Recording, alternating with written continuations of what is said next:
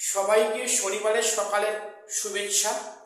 দেখো, তোমরা জানো গতকাল স্কুল সার্ভিস কমিশনের ওয়েবসাইটে 3টে গুরুত্বপূর্ণ আপডেট এসছে এবং আমি আজকে সেই আপডেট নিয়ে তোমাদের সামনে হাজির হয়েছি।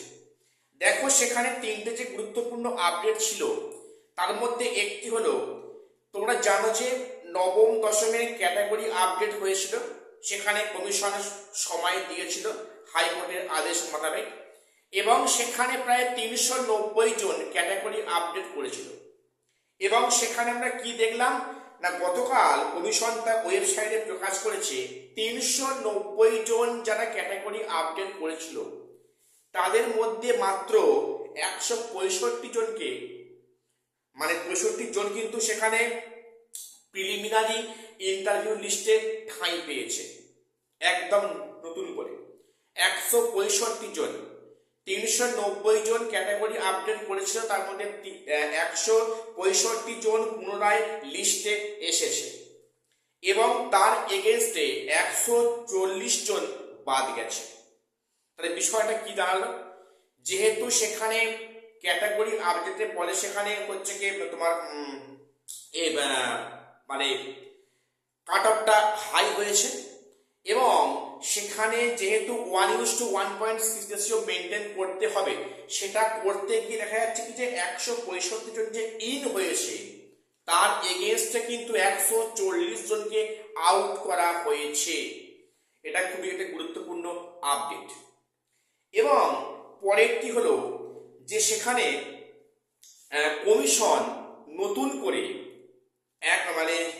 মাত্র 14 জনের টেন্টেড লিস্ট প্রকাশ করেছে। এরা কারা, এরা কি ধরনের টেন্টেড?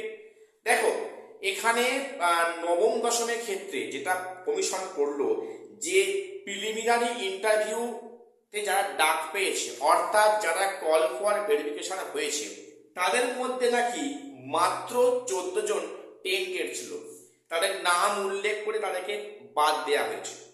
এখন এখানেই প্রশ্ন, দেখো যেখানে একাদশ দ্বাদশে এতগুলো টেন্টেড ঢুকে আছে এখন বলে অনেক অভিযোগ করছে, আইনজীবী মহল থেকে অভিযোগ আসছে, ক্যান্ডিডেট অভিযোগ করছে, তাহলে এই 9-10 প্রসেসে এই মাত্র 14 জন, 9-10 মাত্র 14 জন টেন্টেড, আর টেন্টেড নেই। আমি এ নিয়ে পরে ভিডিওতে আসবো।